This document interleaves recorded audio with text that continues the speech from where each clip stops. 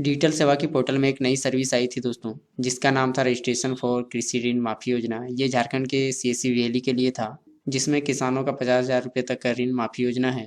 इसमें CSC valley को registration करना था किसानों से मात्र 1 रुपये का चार्ज लेने के बाद। वीएली का जो कमीशन है दोस्तों इस प्रकार के रजिस्ट्रेशन में, उनका कमीशन है 16 रुपये का। इस पैसे को सीएससी एसपी भी देगी, जो भी वीएली जितना रजिस्ट्रेशन करेंगे इस हिसाब से। बहुत बार आपने लॉगिन किया होगा कृषि ऋण माफी योजना में और आधार नंबर भी फिल किया होगा, लेकिन सर्चिंग जो होता है वो सर्चिंग होता ही रहता है, मतलब आधार नंबर फाइंड नहीं कर पा रहा है। इसका क्या मतलब है दोस्तों? इसका मतलब ये है कि अभी तक डाटा है बैंकों में, वो डाटा अभी तक फीड नहीं हुई है केसीसी लोन वाली। अब धीरे धीरे वो डाटा फीड हो रही है, तो आसानी से अब जिस भी किसान का इस प्रकार का केसीसी लोन है उनका 50,000 रुपये तक माफ़ हो सकता है। तो चलिए आगे हम जानेंगे कि किस प्रकार से हमें केवाईसी करना है। केवाईसी की पूरी प्रोसेस तो अभी मैं आपको लाइव नहीं दिखा सकता, क्योंकि इस प्रकार के कस्टमर हमारे पास अभी नहीं है। जैसे ही कस्टमर आएंगे तो फिर मैं उसकी वीडियो आपको अपलोड करके चैनल में पब्लिश कर दूंगा, जहां से आप आसानी से जान सकते हैं कि किस प्रकार से कृषि ऋण माफी योजना के लिए किसानों का केवाईसी करना है। तो चलिए आगे हम जानेंगे कि क्या प्रॉब्लम आ रही है और कब तक ये प्रॉब्लम सॉल्व हो जाएगी, जो डाटा अभी शो नहीं कर रही है झारखंड कृषि ऋण माफी योजना की वेबसाइट में। जब भी हमें बेनिफिशियरी का रजिस्ट्रेशन करना हो दोस्तों इस प्रकार का, तो हम क्या करेंगे, बेनिफिशियरी रजिस्ट्रेशन पे क्लिक करना है हमें। Please inter your Aadhaar number में हमें कस्टमर का आधार नंबर डाल देना है जिन्होंने केसीसी लोन लिया हो। बहुत सारे लोग ऐसे भी आधार नंबर डाल के फाइंड कर रहे होंगे, तो वो फाइंड होने वाली नहीं है, क्योंकि डाटा वो है ही नहीं बैंकों के पास, तो वो डाटा यहाँ पे रिफ्लेक्ट कैसे करेगी। तो इसी प्रकार का एक डाटा मैं दिखाता हूँ आपको। तो इसे मैं सर्च करता हूँ। जैसा कि दोस्तों आप हमारे कर्सर के पास देख पा रहे होंगे, सर्चिंग वाली ऑप्शन जो राउंड हो रही है, ये राउंड होती रहेगी, क्योंकि ये फाइंड ही नहीं करेगी, ये डाटा इसमें फीड ही नहीं है। अब मैं एक वैलिड डाटा यहाँ पे फिल करूँगा जिन्होंने केसीसी लोन लिया है और उनकी रिफ्लेक्ट भी हो गई है इस वेबसाइट में, उनकी आगे हम आसानी से केवाईसी कर सकते हैं। तो जब भी दोस्तों झारखंड कृषि ऋण माफी योजना के लिए हमें केवाईसी करना हो बेनिफिशियरी का रजिस्ट्रेशन के लिए, तो हमें क्या करना है, बेनिफिशियरी रजिस्ट्रेशन पे क्लिक कर देना है।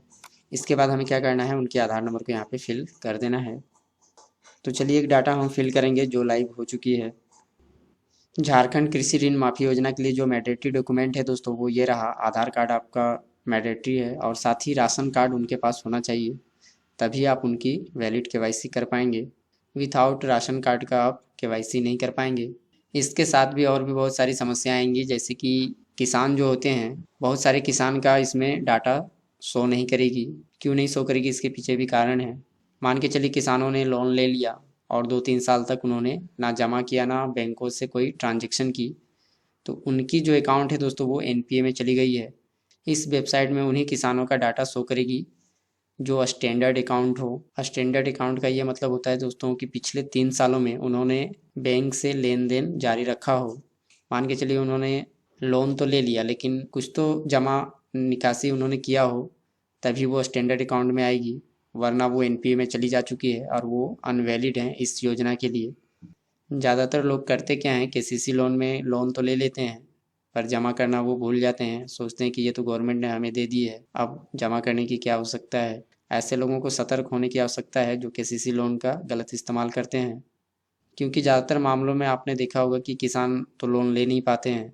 ज़्यादातर ऐसे तबके के लोग लेते हैं जो बिजनेस करते हैं, और किसान लोन ले लेते हैं केसीसी लोन, और इसी आशा में रहते हैं कि शायद कभी गवर्नमेंट माफ़ कर दे। तो इसके लिए भी दोस्तों आपको लेन देन बैंक से जारी रखना होता है, ये नहीं कि आपने लोन ले लिया और भूल गए कि हमने क्या लिया था नहीं लिया था।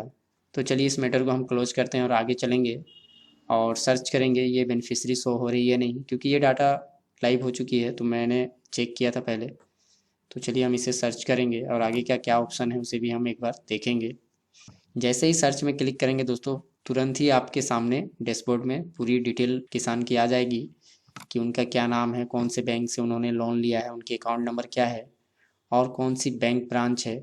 साथ ही दोस्तों उनका लोन का अमाउंट कितना है वो भी यहाँ पे शो कर जाती है। इसके बाद जब हम कर्सर को डाउन करेंगे तो आप देख पाएंगे दो ऑप्शन इसके अंदर हमें नज़र आती है, एबव डाटा इज करेक्ट और दूसरी ऑप्शन है above data is not correct.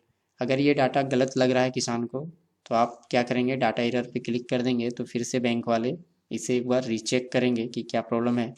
साथ ही दोस्तों किसान को ये डाटा सही लग रही है तो हमें क्या करना है, एबव डाटा इज करेक्ट पे क्लिक कर देना है। जैसे ही हम क्लिक करेंगे दोस्तों, हमसे राशन कार्ड नंबर मांगा जाएगा। इसके बाद जब हम वैलिडेट करेंगे तो आगे पूरे राशन कार्ड की जो लिस्ट होगी दोस्तों, वो हमारे सामने डैशबोर्ड में आ जाएगी। उसके बाद हमें आगे का प्रोसेस करना है। अभी दोस्तों मैं जब वीडियो बना रहा हूँ तो कस्टमर हमारे पास नहीं है, तो आगे का वीडियो मैं अभी कैप्चर नहीं कर सकता। जब मैं कैप्चर कर लूँगा फिर से मैं इसे पब्लिश कर दूँगा। इस वीडियो को बनाने का मकसद हमारा ये था कि कौन किसान हैं जो वैलिड हैं और कौन अनवैलिड हैं। मतलब स्टैंडर्ड अकाउंट और एनपीए का मतलब आप समझ लें, क्योंकि एनपीए में जिनका अकाउंट चला गया होगा वो इस योजना का लाभ चाहकर भी उठा नहीं सकते हैं। साथ ही दोस्तों इस लोन माफ़ी योजना में राशन कार्ड का महत्वपूर्ण योगदान होने वाला है। मतलब किसान के पास राशन कार्ड होना चाहिए, तभी वो इस योजना का लाभ उठा पाएंगे, वरना इस योजना का लाभ उनके लिए नामुमकिन है। ये वीडियो आपको कैसा लगा और कोई भी आपके मन में कन्फ्यूजन हो तो आप हमारे वीडियो के नीचे कमेंट बॉक्स में कमेंट कर सकते हैं। उस कन्फ्यूजन को मैं दूर करने की कोशिश करूँगा। वीडियो देखने के लिए आप सभी दोस्तों का बहुत बहुत धन्यवाद। Thank you.